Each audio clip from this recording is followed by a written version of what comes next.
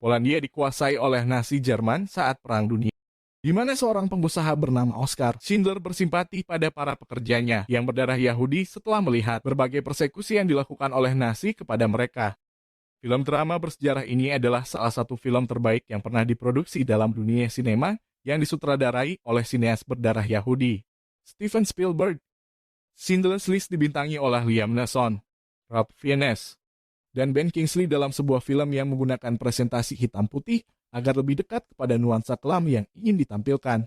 Tentunya, film ini meraih banyak penghargaan dan review yang penuh dengan pujian setinggi langit akan kualitas. Film yang diadaptasi dari novel Schindler's List karya Thomas Kenaly yang terbit di tahun 1982. Cara apa saja yang ditempuh oleh Oskar untuk menyelamatkan para pekerja Yahudinya dari pemusnahan tak manusiawi yang dijalankan oleh Nazi. Krakow, sebuah kota di Polandia, dikuasai oleh Nazi Jerman. Misi Nazi di sana adalah memusnahkan bangsa Yahudi yang memang populasinya banyak di Polandia.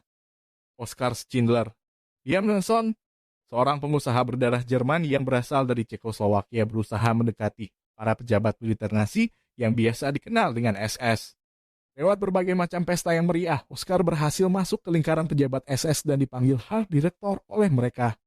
Dengan koneksi mereka, Oskar berhasil membuat sebuah perusahaan yang memproduksi panci dan berbagai perangkat perak dengan tenaga kerja bangsa Yahudi karena upah mereka murah. Seorang akuntan berdarah Yahudi, Itzhak Stern, Ben Kingsley, dipercaya oleh Oskar untuk menjalankan perusahaannya. Itzhak merekomendasikan beberapa tahanan Yahudi di kamp Nazi untuk bekerja di perusahaan tersebut, mulai dari anak kecil hingga orang tua, dari yang berfisik kuat hingga yang memiliki kekurangan fisik. Semua dilakukan oleh Itzhak untuk menyelamatkan bangsanya dari kamp konsentrasi. Awalnya Oskar tidak setuju dengan konsep yang ditawarkan Itzhak, tapi setelah melihat kesadisan penyiksaan di kamp konsentrasi, Oskar lambat laun mulai bersimpati kepada bangsa Yahudi dan sebisa mungkin merekrut mereka ke dalam perusahaannya. Semua berjalan sebagaimana mestinya hingga datang komandan baru bernama Amon Goth, Ralph Fiennes.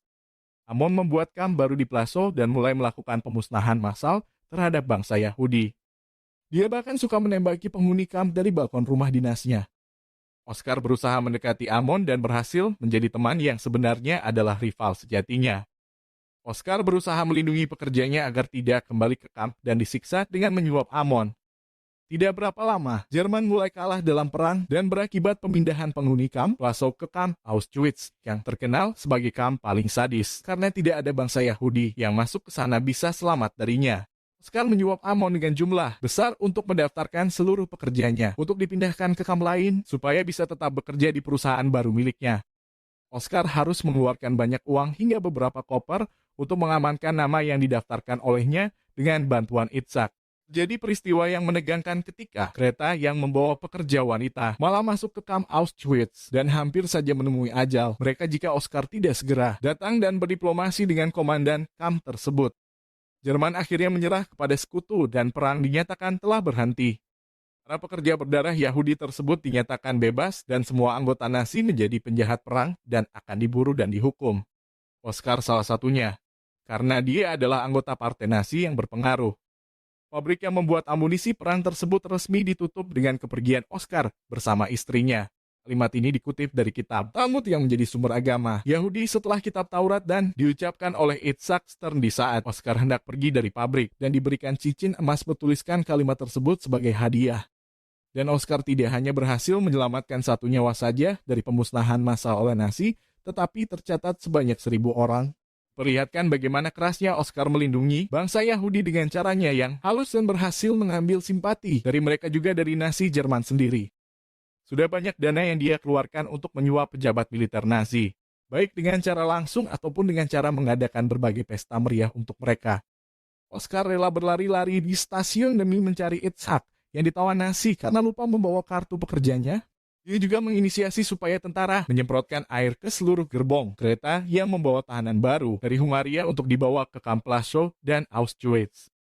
Atas jasanya ini, para pekerja Yahudi yang selamat tidak pernah melupakannya. Penghargaan mereka kepada Oskar bisa dilihat di epilog film, di mana para pelaku peristiwa bersejarah bersama dengan para pemeran film ini menziarahi makam Oskar dan meletakkan batu sebagai simbol penghormatan dalam agama Yahudi. Dan terakhir ditutup oleh orang yang meletakkan bunga yang tampil dalam bayangan. Siapakah orang itu? Dia tidak lain adalah Liam Neeson, pemeran Oscar. Daftar itu membuat orang-orang di dalamnya tidak dibawa ke kamp Auschwitz, yang dianggap sebagai kamp pemusnahan, dan dipindahkan ke kamp lain untuk bekerja. Meski sudah banyak nyawa yang diselamatkan, Oscar tetap merasa seharusnya bisa berbuat lebih banyak dan menyelamatkan jiwa lebih banyak. Rasa simpatinya ini tumbuh setelah dia menyaksikan pembantaian massal dari atas bukit. Dia melihat anak kecil yang memakai mantel merah berlarian di antara keramaian orang yang hendak dibantai di jalanan. Kemudian Oscar melihat mayat anak kecil yang memakai mantel merah diangkut dari tumpukan mayat yang hendak dibakar. Perlu diingat, film ini ditampilkan dalam presentasi hitam putih, alias tidak berwarna. Tetapi hanya anak kecil bermantel merah itu saja yang berwarna dan dihadirkan dalam dua adegan yang pasti membuat kita terharu.